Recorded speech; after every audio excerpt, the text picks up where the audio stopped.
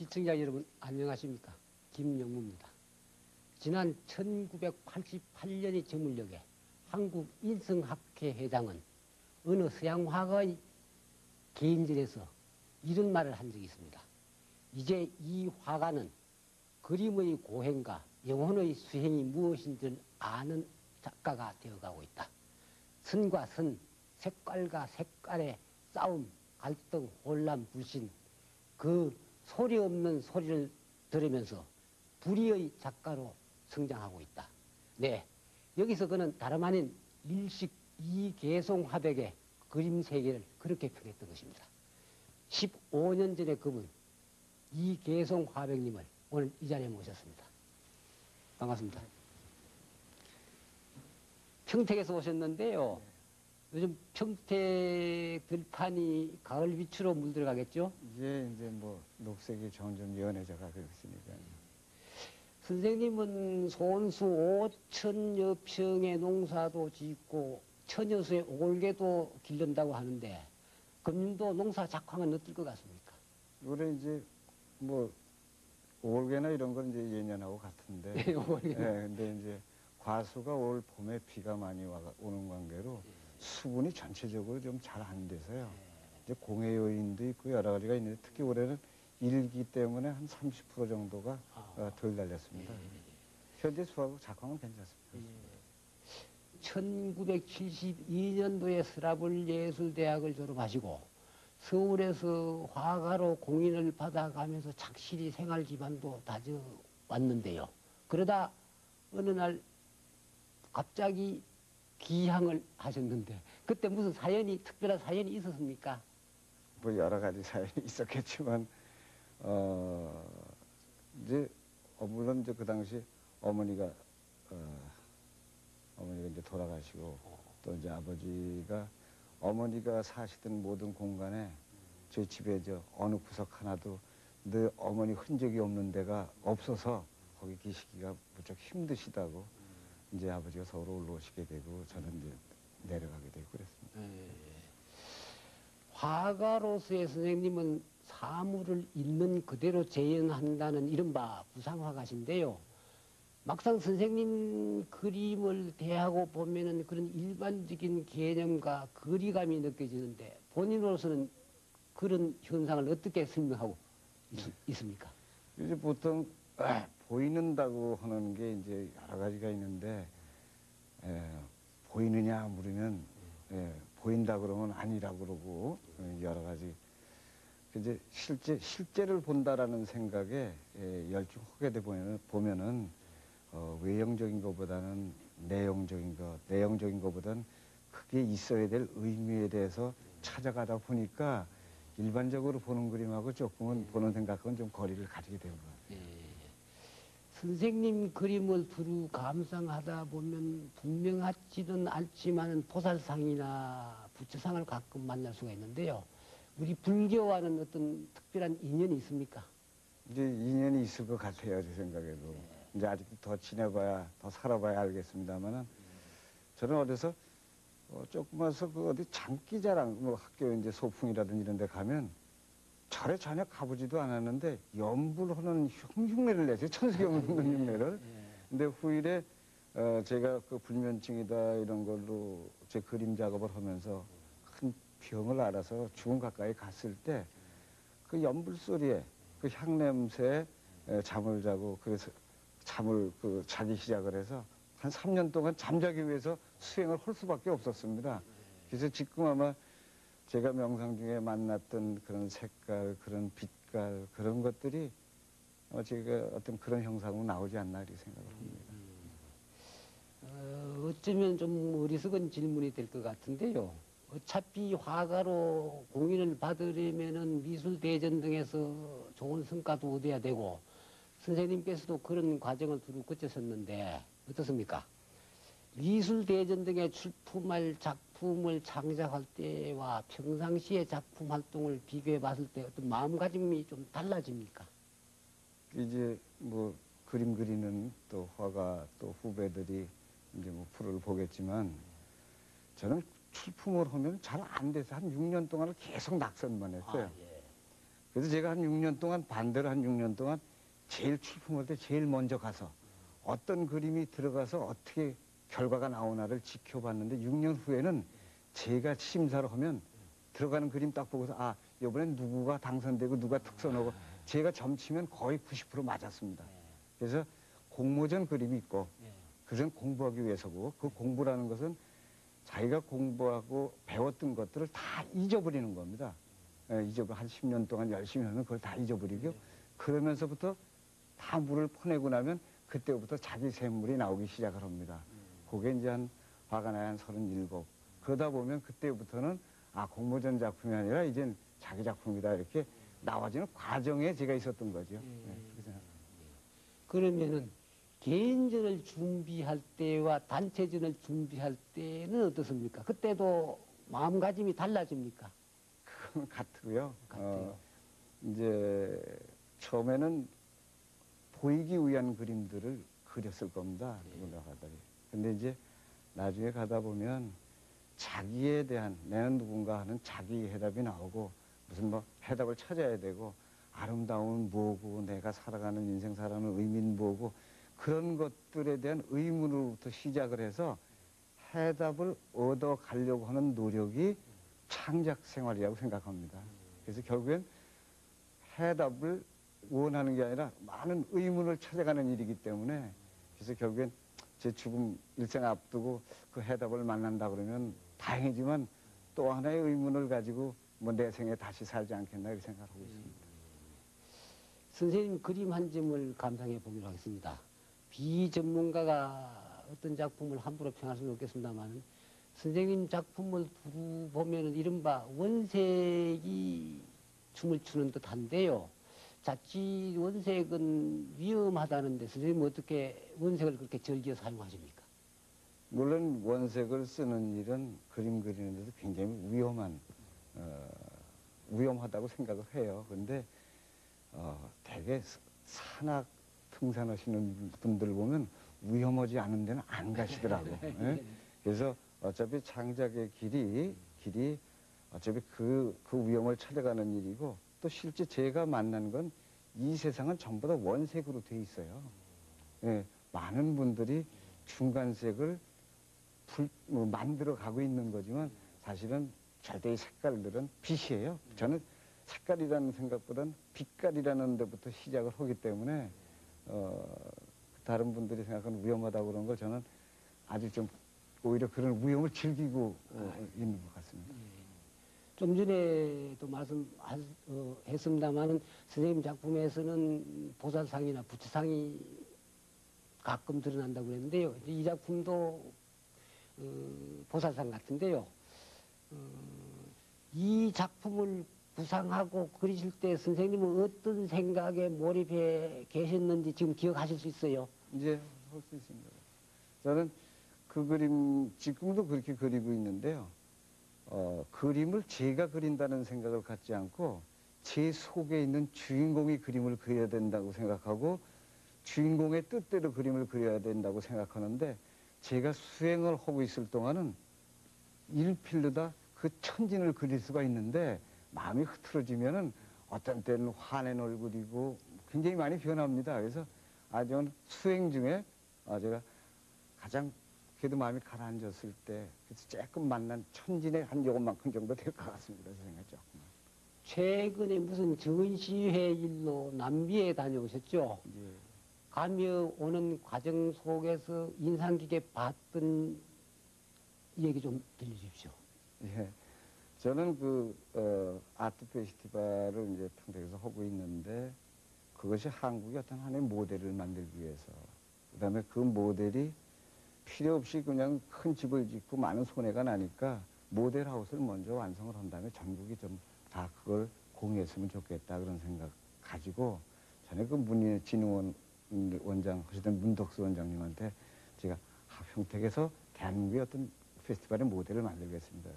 그 모델 형태를 또 새로운 남미는 어떻게 끌어가고 있나를 알기 위해서 두 군데 캠프에 갔다 왔어요. 하나는 그 마누엘 안토니오라고 하는 저기서는 장애인을 돕는 그 페스티벌, 재즈 페스티벌이고 거기에 이제 그림을 제가 이제 참가를 했고 하나는 이제 자연보호 몬테수마라고 하는데 그 얼사비트라고 하는 그 환경 보호하는 단체에서 하는 그 페스티벌에 갔다 왔습니다. 그래서 모든 그런 페스티벌 형태를 한국식으로 또 세계의 어떤 취향이 어떤가를 한번 집합해 보고 싶어서 거기 갔는데요.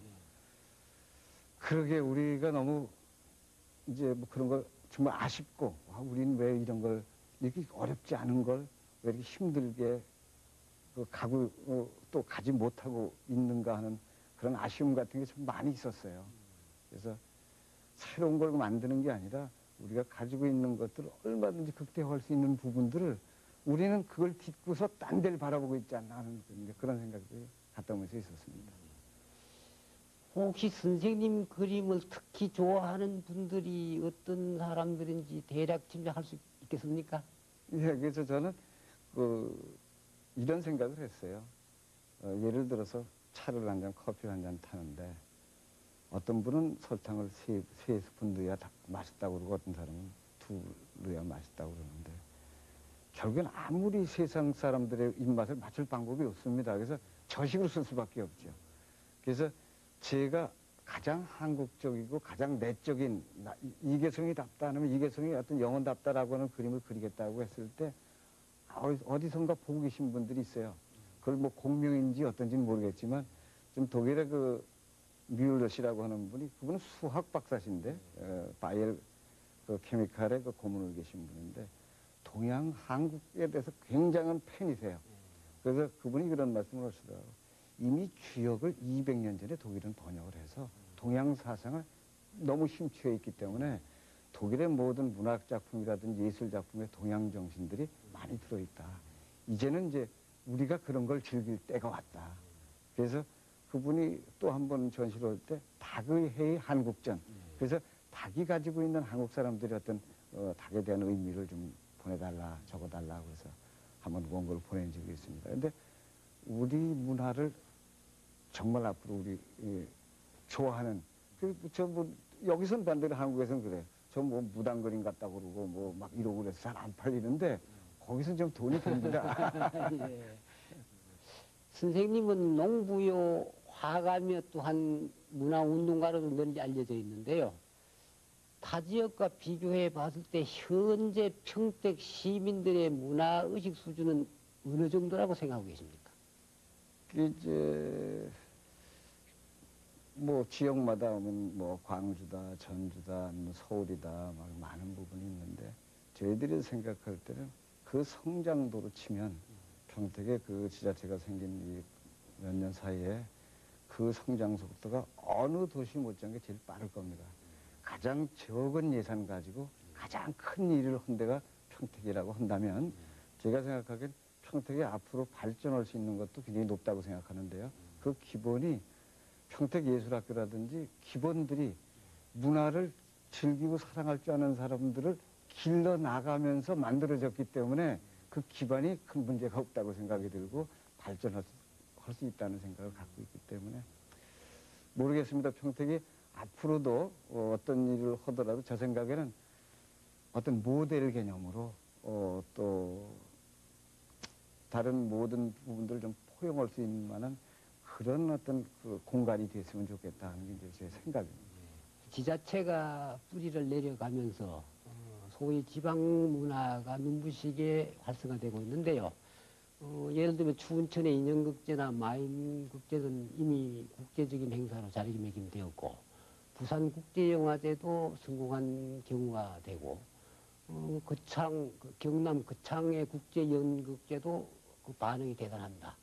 근데 가만히 보면 그런 지방에서는 관이 그 지방의 문화예술 행사에 적극 협조하면서 애정을 베풀고 있거든요. 평택시는 어떻습니까? 평택시에서도 평택시 문화예술의 애정과 관심과 협조를 아끼지 않고 있습니까? 네, 물론 그렇습니다. 근데 뭔가 평택에 아무것도 없다 뭐 많은 분인데 거기다 문화를 만들어내기 위해서 많은 노력을 했어요. 아까 말씀드린 대로 우선 적은 예산 가지고 해야 되니까 처음에 아트 페스티벌 처음에 시작했을 때 1회 때 예산이 400만 원이었습니다. 그래서 그 문예진흥원의 그 문덕수 원장님이 그한 700만 원 문해진흥원에서 지원을 해주실 때 제가 갔어요. 저 이런 모델을 만들 거니까 저를 좀 도와주십시오. 그러고 가서 말씀드렸더니 야 평택에 뭐가 있어서 그걸 하느냐고 그러시더라고요. 그래서 평택에는 아무것도 없습니다. 기존 뭐가 있는 거에다가 그거 헐고 짓는 것보다는 아무것도 없는 데다 짓기 훨씬 쉽지 않습니까? 그리고 저희들이 만드는 조그만 것도 지금은 쬐끄맣지만 크게 만들어서 망가질 것을 이걸로 인해서 그 비용을 줄인다 그러면 저희가 굉장히 다른 사람들 돕는 경우가 되니까 도와주십시오. 그래서 그 문덕수 원장님 계실 때 굉장히 큰 힘을 주셨습니다.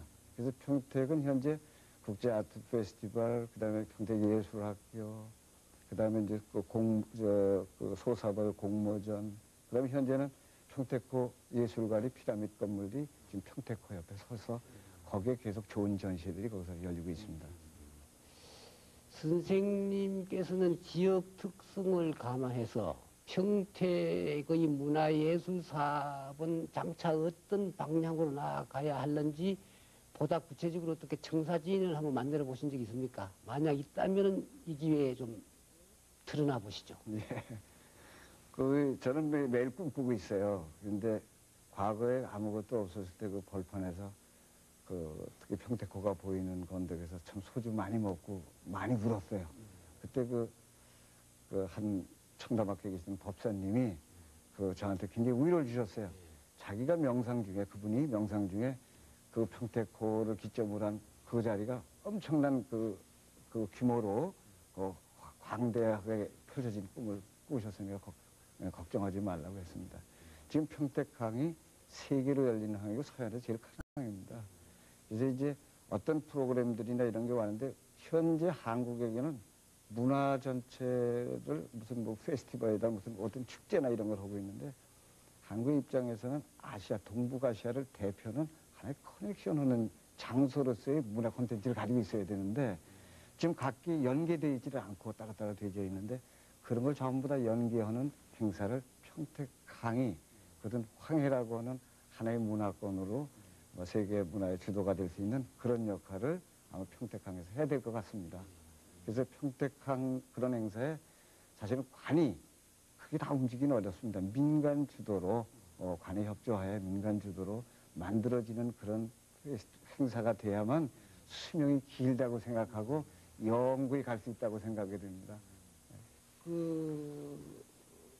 국제 아트 페스티벌의 금년 사분 집행이 지금 끝났습니까? 아직 안 하고 있습니다. 이제 9월 30일 날부터 아트 페스티벌이 돼 있고요. 앞으로 전개하고 사업 내용을 좀 구체적으로 좀. 예. 되게 한 9월 15일부터 외국 작가들이 와서 이제 캠프가 시작이 되고 캠프가 되면서 9월 한 30일 날 오프닝을 하고요. 그래서 9월 그 이후에 이제 서해 아트페어가 연결이 되고 또 9월 한 12일부터는 이제 해양 축제가 이제 같이 연결이 됩니다. 그래서 이제 그런 행사들이 이제 9월 달에 이제 시작이 될 거고요. 그래서 그런 행사들이 되지면서 이제 민간들하고 같이 조인이 돼가지고 내년에 어떻게 할 수 있겠다고 하는 청사진이 올해 나올 것 같습니다. 그래서 올해 내년을 위한 오늘 또 행사다. 그래서 매일 저희는 그냥 앞만 보고 가는 좀 하마터면 빠뜨릴 뻔했는데 솔직히 말해 실제로 대개 농사를 짓고 있는 건 선생님이라기보다는 사모님일 것 같은데 어떻습니까? 선생님은 평소에 사모님에 대한 어떤 생각을 품고 계십니까? 저는 그냥 저 부인이다, 집사람이다, 애기 엄마다 이런 식 개념보다는 제가 생각하면 딸이다, 아니면 가족이다, 내 동생이다. 또 지금은 그렇게 동생이라고 생각해도 일생을 사는 동지 개념으로 삽니다. 그래서 어차피 가는 길이 다른데 가는 날짜, 시간도 다 틀린데 이 세상에 와서 얼만큼 진화해서 가느냐 하는 거를 그거는 나의 문제가 아니라 본인 자신의 문제이기 때문에 둘이는 그냥 도반의 개념입니다. 같이 공부하는 도반이다. 누가 누구를 가르칠 것도 없고 저도 집사람한테 굉장히 많은 걸 배우고 집사람도 저한테 좀 얼마나 좀 배우겠죠. 또 아이들한테 저도 배울 거 배우고요. 그게 전부 다 그냥 서로 저도 원장님 그러고요. 집사람도 저도 선생님이라고 그래요. 근데 오히려 제가 생각하기에 그냥 두 사람들 관계는 아, 수행하는 도반이다 그렇게 생각하고 있기 때문에 뭐 더 생각하는지 덜 했는지 그건 잘 더 사랑하는지 안 하는지 모르겠습니다. 결례가 될 것 같기도 하고 안 될 것도 같은데 선생님은 뵈니까 그 기도하는 이삭 죽는 여인들을 그린 그 밀레라는 화가가 생각이 나는데요. 네. 그 화가에 대해서 어떤 생각을 갖고 계십니까? 그리고 저는 밀레 때문에 좀 한동안 저 형님이 이제 그 정신문화학과 교수님이신데 전에 야, 너 시골 가서 말은 밀레처럼 그렇게 그림 그려 그러는데 근데 제가 밀레가 아니잖아요. 그래서 지금은 이제 제가 생각하는 밀레가 본 세상이 있고 제가 보는 세상이 있다. 근데 저는 그래서 전생이라는 개념이 좀 다 다르다고 생각을 하는데 저는 그렇게 생각합니다. 저는 그림을 그리는데 지금은 옛날엔 캔버스에다 그렸는데 지금은 평택에다 그림을 그리고 있고 세계에다 그리고 있고 아니면 지금 화면을 보고 있는 그런 모든 마음에다가 제가 그림을 그리고 있는 그런 화가가 되고 싶다는 생각 때문에 밀레하고는 조금 이제 뭐 그분도 훌륭하신 분이죠. 그렇다면은 국내외를 불문하고 선생님이 가장 좋아하는 뭐 선배님도 좋겠습니다만 화가분이나 또 가장 존경하는 화가분은 누구를 꼽을 수 있겠습니까? 그러면 그리고 그 까닭은요? 뭐 다 존경하지요. 뭐 화가들의 삶이라고 그러는 게 다 그 달구어진 새처럼 자기 희생해가면서 그러고 하는 예술가들 모두 다. 특히 어느 분이다 그런데 저는 많은 아픔을 주셨던 김영주 선생님이 계셨어요. 그분이 좀 느끼는 게 좀 틀리지만 그냥 그 선생님이 저한테는 가장 어려울 때, 힘들 때, 저희 그 시골 집에 있을 때 저희 아버지가 가장 미워하던 선생님이었어요. 제가 이제 거기서 농사 짓고 있는데 너 그림 그려야 된다 그러고 와서 소에서 이제 그래서 아버지가 저 양반 오면 안 된다고 그러셨는데 그분이 제가 그림 그릴 수 있는 길을 끝까지 좀 끌어주셨다는 생각이 들고 이미 돌아가셨습니다만은 제가 마음속으로 이분이 정말 나를 읽고 계시는 나의 모든 알맹이를 알고 계시는 선생님이셨다고 생각합니다. 그러면 다시 태어나도 화가가 되겠습니까? 그런데 저는 화가가 이제 오늘 지금 여러 가지지 않습니까? 제가 자 농사꾼인다가 그죠? 그다음에 이제 문화운동가다 여러 가지가 있는데 생각에는 다음에는 그러게 지금 제가 살고 있는 그 삶하고 똑같기 때문에 저는 지금 그림 그리고 있다고 생각하면 사실은 안 들어요. 그래서 그냥 본래 안 태어나는 게 좋다면서요, 그렇죠? 그런데 저는 요새 아는 거는 이제 내가 왜 왔는지는 좀 알고 가야 되겠다 하는 게 현재 제가 가는 길이고요. 거기에 부수된 것들이 그림이고 생활이고 뭐 유기농업이고 모든 것들이 전부 다 제가 공부하는 하나의 교과서라고 생각하고 하고 있습니다.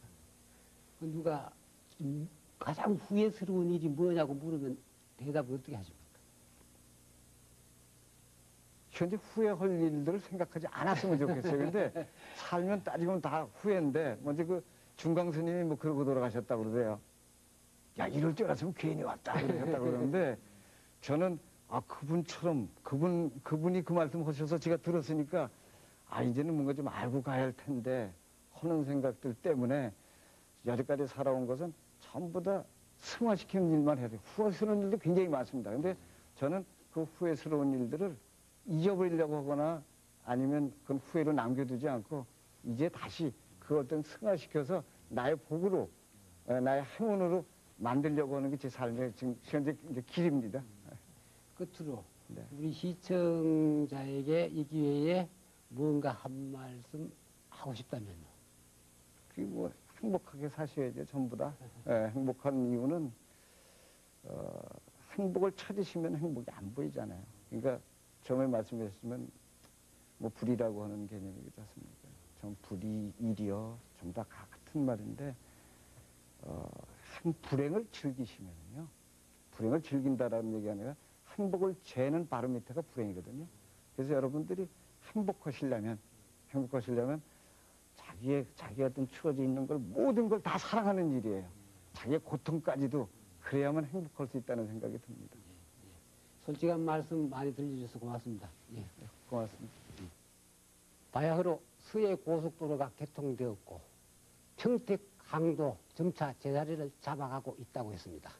머지않아 평택도 거대한 도시로 발전할 것 같은데 그에 걸맞게 평택의 문화예술도 더 한층 발전했으면 하는 바람을 가지고 옵니다. 이상으로 김영무가 만나는 문화인 이 시간의 순서를 마감하겠습니다. 안녕히 계십시오.